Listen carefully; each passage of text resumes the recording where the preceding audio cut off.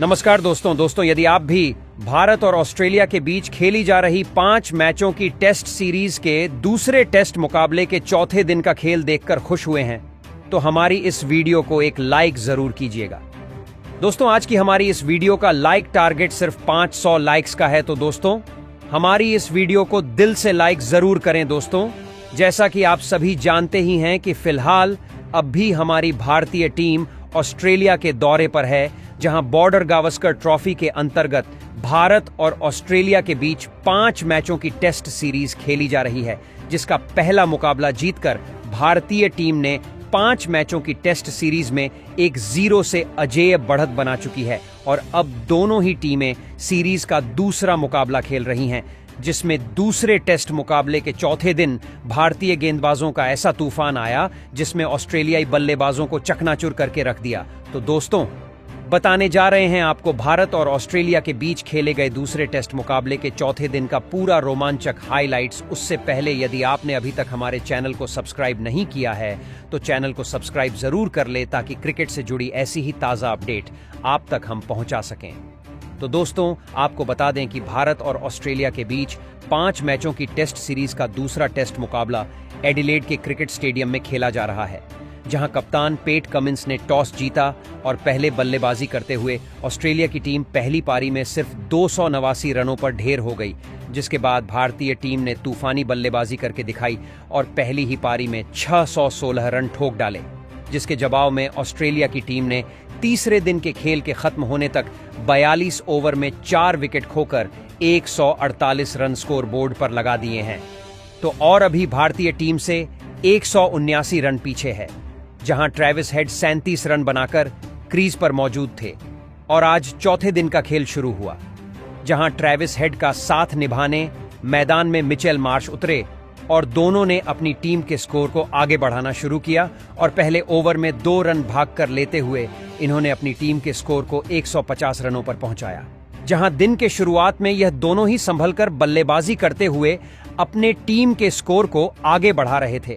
हालांकि शुरुआत में गेंद टर्न कर रही थी, जिससे इन दोनों को ही रन बनाने में मुश्किल हो रही थी। ऐसे में धीरे धीरे इन्होंने अपनी परियों को आगे बढ़ाया और एक साझेदारी बनाने लगे, जहां भारतीय गेंदबाज रन तो नहीं दे रहे थे, लेकिन विकेट भी नहीं निकाल पा रहे थे। भले ही बड़े शॉट नहीं आ रहे हों, लेकिन यह दोनों ही 1-2 रन ले रहे थे, जिससे धीरे ही सही, लेकिन ऑस्ट्रेलिया का स्कोर आगे बढ़ रहा था। और ऐसे ही बल्लेबाजी करते हुए ट्रेविस हेड ने अपना अर्धशतक पूरा किया। साथ ही 50 ओवर तक टीम के स्कोर को 180 रनों के पार पहुंचाया, जहां अब ट्रेविस हेड ने हाथ खोलने शुरू किए और मोहम्मद सिराज के ओवर में एक चौका लगाया।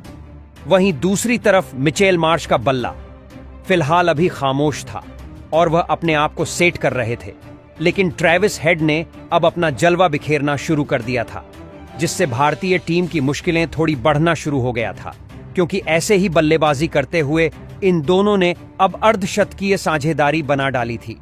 साथ ही अपने टीम के स्कोर को 200 रनों के पार पहुंचा दिया था। लेकिन ऑस्ट्रेलिया की यह खुशियां ज्यादा देर तक नहीं रहीं और 62वां ओवर लेकर आए। जसप्रीत बुमराह ने तूफानी बल्लेबाजी कर रहे ट्रेविस हेड को अपने जाल में फंसाया और केएल राहुल के हाथों कैच आउट करवाकर पैवेलियन की राह पकड़ाई, जहां ट्रेविस हेड 77 रन बनाकर आउट हुए, जिसके बाद मिचेल मार्श का साथ निभाने एलेक्स कैरी मैदान में उतरे। अब भारतीय टीम को बहुत बड़ी सफलता मिल चुकी थी। ऐसे में भारतीय गेंदबाज ऑस्ट्रेलिया पर दबाव बनाना चाहते थे, जहां ऑस्ट्रेलिया को एक साझेदारी की जरूरत थी। दूसरी तरफ मिचेल मार्श सेट हो चुके थे और अब उन्होंने अपने हाथ खोलने शुरू कर दिए थे, जहां आकाशदीप के ओवर में उनके बल्ले से 2 चौके निकले और उन्होंने इस मुकाबले में अपना अर्धशतक पूरा किया। वहीं दूसरी तरफ एलेक्स कैरी भी उनका बेहतरीन साथ निभा रहे थे और 1-2 रन लेकर साझेदारी बनाते हुए भारतीय टीम के स्कोर को आगे बढ़ा रहे थे। लेकिन इसी दौरान दूसरे छोर पर खतरनाक बल्लेबाजी कर रहे और भारतीय टीम के लिए सबसे बड़ा खतरा बन चुके मिचेल मार्श को रविचंद्रन अश्विन ने क्लीन बोल्ड कर पैवेलियन का रास्ता दिखाया।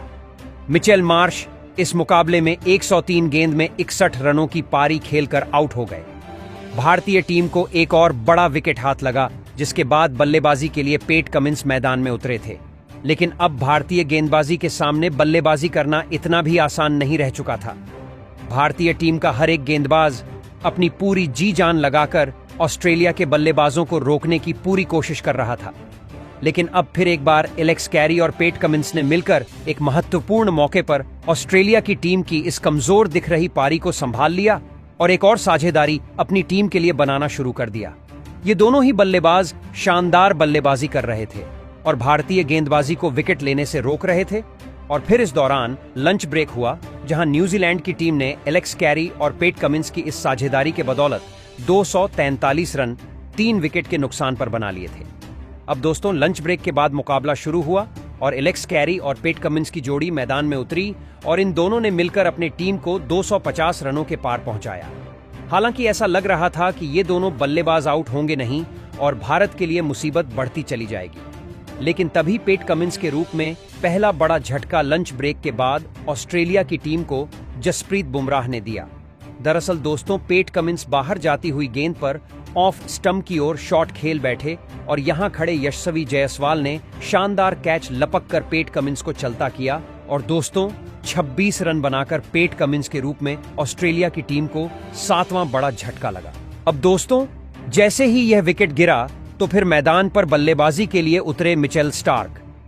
जहां दोस्तों भारतीय टीम की दी हुई लीड हासिल करके बड़ा लक्ष्य देना था, तो ऑस्ट्रेलिया की टीम को एक बहुत बड़ी साझेदारी की जरूरत थी। हालांकि बल्लेबाज सेट तो हो रहे थे, लेकिन अपनी साझेदारी को आगे नहीं ले जा पा रहे थे, जिसके बाद अब यह जिम्मेदारी एलेक्स कैरी और मिचेल स्टार्क के कंधों पर थी, टीम के स्कोर को आगे बढ़ाने की। जहां दोनों बल्लेबाजों ने मिलकर साझेदारी को आगे बढ़ाना शुरू किया, तो वहीं एलेक्स कैरी अपने अर्धशतक के बेहद करीब थे और उन्होंने एक चौका जड़ा और अपने अर्धशतक को पूरा किया। जहां इन दोनों के बीच 40 रन से भी ज्यादा की साझेदारी बन पाई थी। और दोस्तों, तभी कप्तान रोहित शर्मा जडेजा को लेकर आए और दोस्तों, जैसे ही जडेजा गेंदबाजी पर उतरे, उन्होंने ओवर की तीसरी ही गेंद पर पेट कमिंस को सटीक लाइन लेंथ पर गेंद डाली और यहां पेट कमिंस फंस गए और क्लीन बोल्ड आउट हो गए और 34 रन की पारी यहीं उनकी समाप्त हुई। अब दोस्तों, पेट कमिंस का विकेट गिर जाने के बाद मैदान पर बल्लेबाजी के लिए मिचेल स्टार्क आए। एलेक्स एक छोर से अच्छी बल्लेबाजी करते हुए अपनी टीम के स्कोर को लगातार आगे बढ़ा रहे थे, तो दूसरी तरफ मिचेल स्टार्क उनका साथ निभाते हुए नजर आ रहे थे। इसी दौरान टी ब्रेक हुआ, जहां न्यूजीलैंड की टीम ने अब तक 272 रन स्कोर बोर्ड पर लगा दिए थे और एलेक्स कैरी नाबाद 57 रन, तो वहीं मिचेल स्टार्क 13 रन बनाकर जमे हुए थे। ऐसे में टी ब्रेक के बाद मुकाबले की शुरुआत हुई। हालांकि भारतीय टीम की स्पिन गेंदबाजी बेहतरीन कमाल कर रही थी। ऐसे में इन दोनों बल्लेबाजों के ऊपर प्रेशर ज्यादा था, क्योंकि इनके बाद टीम के पास ज्यादा कोई बल्लेबाजी बची नहीं थी। ऐसे में प्रेशर कम करने के लिए इन दोनों ने ही बड़े शॉट खेलना शुरू किया, जहां एलेक्स कैरी पहले से ही सेट थे और वह पिच को पढ़ चुके थे। ऐसे में उन्हें शॉट खेलने में आसानी हो रही थी, जहां उन्होंने मोहम्मद सिराज के ओवर में 2 चौके लगाए और अपने हाथ खोलने शुरू कर दिए। हालांकि मिचेल स्टार्क थोड़े संभाल कर बल्लेबाजी कर रहे थे, लेकिन वह भी 1-2 रन निकालते हुए एलेक्स कैरी का साथ निभा रहे थे। जहां मिचेल स्टार्क के साथ मिलकर एलेक्स कैरी ने एक और खतरनाक साझेदारी भारतीय गेंदबाजी के खिलाफ बनाना शुरू कर दिया था। जहां दूसरी तरफ एलेक्स कैरी मैदान में पूरी तरह सेट हो चुके थे और वह खतरनाक बल्लेबाजी कर रहे थे, तो वहीं उनके साथी बल्लेबाज मिचेल स्टार्क भी उनका साथ बखूबी निभा रहे थे। इसी बीच एलेक्स कैरी ने एक तूफानी छक्का ठोका और अपनी टीम को 300 रनों का आंकड़ा पार कराया। अब इन दोनों की साझेदारी ने एक बार फिर कप्तान रोहित शर्मा के साथ साथ भारतीय टीम की परेशानियों को बढ़ा दिया था। दोनों ही खिलाड़ी लगातार बड़े शॉट खेल रहे थे और मिचेल स्टार्क तक भारतीय गेंदबाजी पर आसानी से रन बना रहे थे और इन दोनों की यह साझेदारी लगातार मजबूत होती जा रही थी। जहां खतरनाक बल्लेबाजी कर रहे एलेक्स कैरी अपने शतक की तरफ तेजी से आगे बढ़ रहे थे और ऑस्ट्रेलिया का स्कोर बढ़ता ही जा रहा था। और ऐसे ही बल्लेबाजी करते हुए इन दोनों ने अपनी टीम को भारतीय टीम की लीड से आगे पहुंचाया और भारतीय टीम के ऊपर लीड बनाना शुरू कर दिया। ऐसे में विकेट निकालना बहुत ही ज्यादा जरूरी हो गया था। ऐसे में रोहित शर्मा ने फिर स्पिन गेंदबाजी पर विश्वास जताया और रविचंद्रन अश्विन के हाथों में गेंद थमाई और उन्होंने ओवर की दूसरी गेंद गुगली डालकर बेहतरीन बल्लेबाजी कर रहे मिचेल स्टार्क को अपने जाल में फंसाया और उन्हें LBW आउट करके पवेलियन की राह पकड़ाई, जहां इन दोनों के बीच 40 रनों की साझेदारी का अंत हुआ और मिचेल स्टार्क 40 रन बनाकर आउट हुए। अब एक लंबे इंतजार के बाद भारतीय टीम को ऑस्ट्रेलिया का एक महत्वपूर्ण विकेट मिल चुका था। साथ ऑस्ट्रेलिया ने भारतीय टीम के ऊपर अभी सिर्फ 20 रनों की ही लीड हासिल की थी, जिसके बाद अब बल्लेबाजी के लिए नाथन लियोन मैदान में उतरे थे और इन्होंने एलेक्स कैरी के साथ मिलकर साझेदारी बनाना शुरू किया और धीरे धीरे बल्लेबाजी करते हुए अपनी टीम की लीड को 50 रनों के पार पहुंचाया। तो वहीं दूसरे छोर पर एलेक्स कैरी का बल्ला रुकने का नाम नहीं ले रहा था और वह भारतीय गेंदबाजों पर जमकर प्रहार कर रहे थे।